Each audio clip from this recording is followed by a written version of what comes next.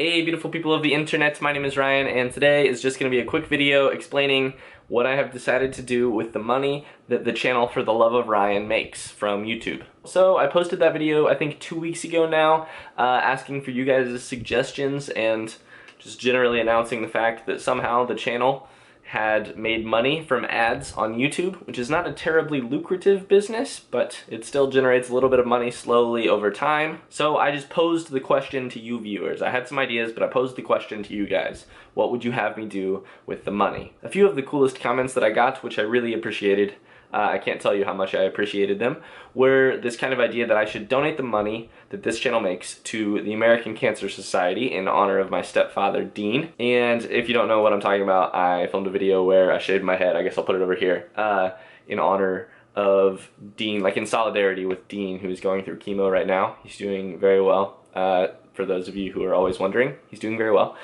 And while I really like this suggestion, I have a reason for not taking it, which I'm going to cover a little bit later in the video. Another one of the ideas, which was a very popular one actually, was that I should reward myself somehow for all of the hard work that I have put into this channel. I am just going to be very blunt about my response to this one, because I kind of thought that I had been blunt about it earlier, but I cannot overstate how much of a reward this process is in and of itself. I get really cool comments from you guys. I get to meet people who like the same books that I like. You know, I get to have this community on the internet, and that is like so far beyond any other kind of reward that I could get from spending this money on myself, and so I'm just not gonna do that. Thank you for the comments though. And the third pretty common idea that was in the comments was that it was a really interesting one to me, and it was that I should buy myself books and then review them on the channel. So it's not like I would be spending the money on myself, I would be spending the money on the channel. I'm not going to choose that idea, and the reason that I'm not going to choose that idea is that I have, right below this part of my bookshelf, an entire row of books which I own, very nice books, which I own and have not yet read. I am lucky enough to kind of live the privileged life that allows me to buy books and to have books that I have not yet read already on my shelf. And that's just the fact of the matter, is that I'm kind of privileged in that regard. So again, I appreciate the idea, but it's something I'm not gonna do. Okay, and that leaves us with a very interesting dilemma, right? If none of those ideas are quite right, what should we do? Well, I will tell you. I want to do something with this financial plan for the channel that is both growable and shrinkable. We really have no idea how the future of this channel is going to go. It would be great if this channel just, continued to grow and the ad money like just exponentially grew over time, but I don't know that that's going to happen. And I also, it's very possible that what does happen is that fewer people start watching, or ads start being less lucrative, and that we just have less money to deal with over time. And I want this financial plan to fit both of those possible options for what this channel does. I have decided to directly split in half any money that this channel makes. One half of the money that this channel makes is going to go to 826 National, which is a literary nonprofit. It was started by Dave Eggers as well as an educator friend of his. And it's really a wonderful charity. Let me tell you about it for just a second. 826 National started off as 826 Valencia, which is named for the address in the Mission District in San Francisco where it was originally started. And it was a place where kids, I believe, age 6 to 18 could go in order to kind of be tutored and to study in all things kind of literacy and writing related. The idea behind 826 National, which is actually a nonprofit that I've kept my eye on for a lot of years because I think it's really cool, but was also mentioned by Dan Martin Likes You in his comment on the last video, which I really appreciate that, Dan. I think that was a really smart choice.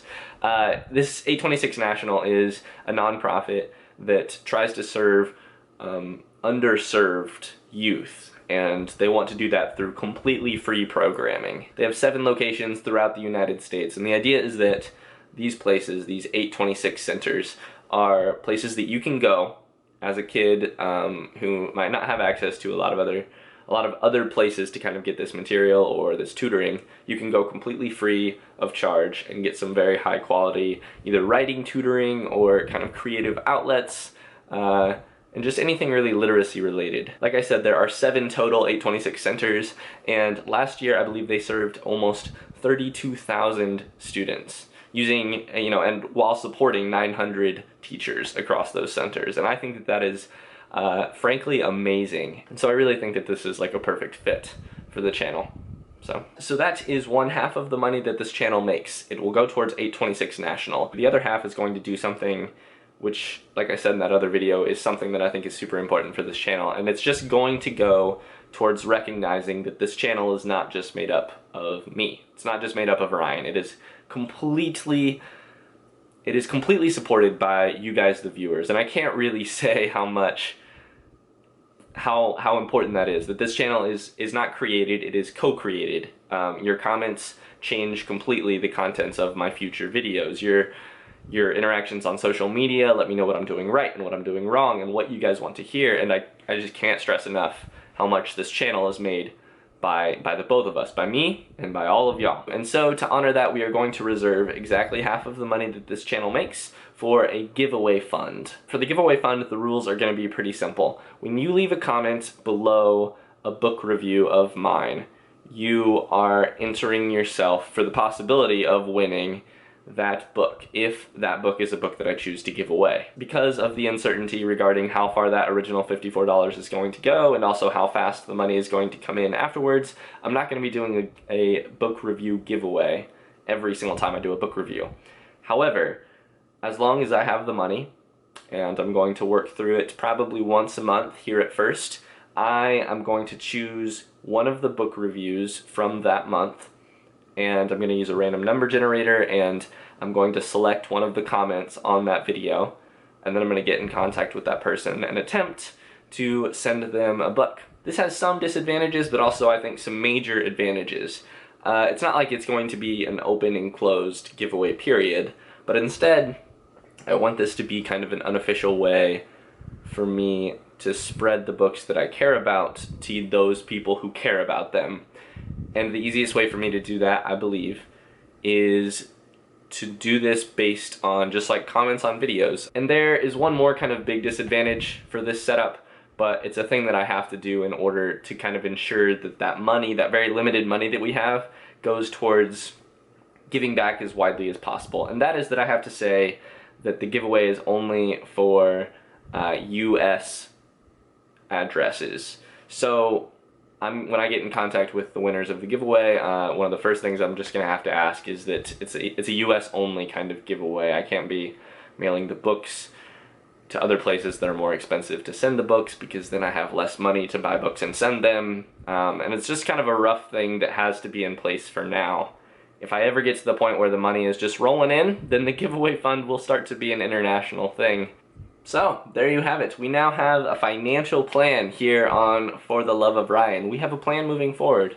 Any of the ad money that this channel gets, we now know it's going to be split exactly down the middle between 826 National, a literary nonprofit that I absolutely adore and I'm super excited for this channel to be backing, and then a giveaway fund where I try my very best to spread the love of good books to the people who are allowing me to do this and giving me so much back. I just want to say thank you once more for your very nice comments on the last video about trying to decide what we're going to do as a group here moving forward with this money. That is a special video to me now, because to go back and read the comments on that video is a thing that I can do when I am in a sad place. Alrighty, that is that, and that's all that I have to say in this video. I will see you guys on Saturday with a Short Story Saturday video on A Good Man is Hard to Find by Flannery O'Connor. Other than that, I hope you guys have a great week. Thank you once again for sticking through this with me. And I will see you guys soon. Best wishes! Hey, beautiful people of the internet, my name is Ryan, and let's hit the ground running with this first Short Story Saturday. We are going to be reading Sonny's Blues by James Baldwin, first published in 1957, and then later collected in Going to Meet the Man. Wow, I got super close to the camera on that best wishes, so I hope that doesn't turn out terrible.